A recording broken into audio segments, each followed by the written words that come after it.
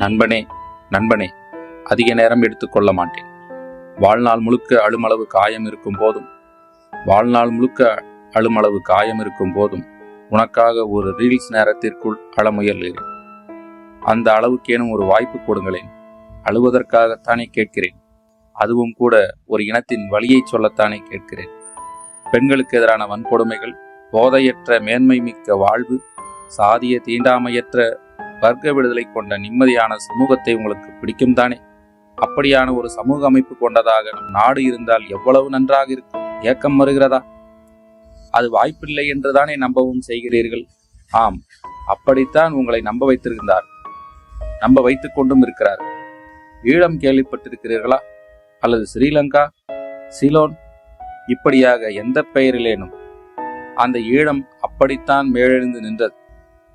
தமிழன் யார் என உலகுக்கு பறைசாற்றியது. பின்னர் உலக வல்லாதிக்கங்களால் வீழ்த்தப்பட்டது. ஒரு வியட்நாம் சிறுமியின் அவலப் புகைப்படம் அந்த போரை நிறுத்தியது. வரலாறு உண்டு. ஆனால் ஆயிரம் மக்களின் அவலப் புகைப்படங்கள் பகிர்ந்தோம். உலக அமைதி வேண்டும் இரட்சகர்களின் கண்களை எங்களால் திறக்க முடியவில்லை. காந்தி தேசத்தின் காதுகளிலோ கிலோமீட்டர் தடிமனான பஞ்சுகள். நமக்கென அழவோ ஆதரவு கரம் நீட்டி அரவணைத்துக் கொள்ளவோ எவரும் இல்லாத தனித்து விடப்பட்ட தேசிய இனத்தின் பிள்ளைகள் நாம் என மேதகு சொன்னது பலித்தது. நாதியற்று நிற்கிறோம். மற்றும் ஒரு கருப்பு ஜூலை வராமல் தடுத்தார்கள் மாவீரர்கள். உலகம் நமக்கு மே 18 கொடுத்தது. அதே மே 18 தான் உலக தமிழினத்தின் எழுச்சிக்கான நாளாகவும் ஆனது. ஆம் நண்பனே, நான் அழுவதற்காகத்தான் நேரம் கேட்டேன்.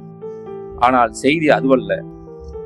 ஆயிரம் ஆண்டுகளாக சூழ்ந்த அடிமை சங்கிலி உடைத்தெறிய உன்னை அழைக்கவே இது. எழுந்து வா, படைக்க பொன்னுலகம் இருக்கிறது. வா தோழா, போராடு.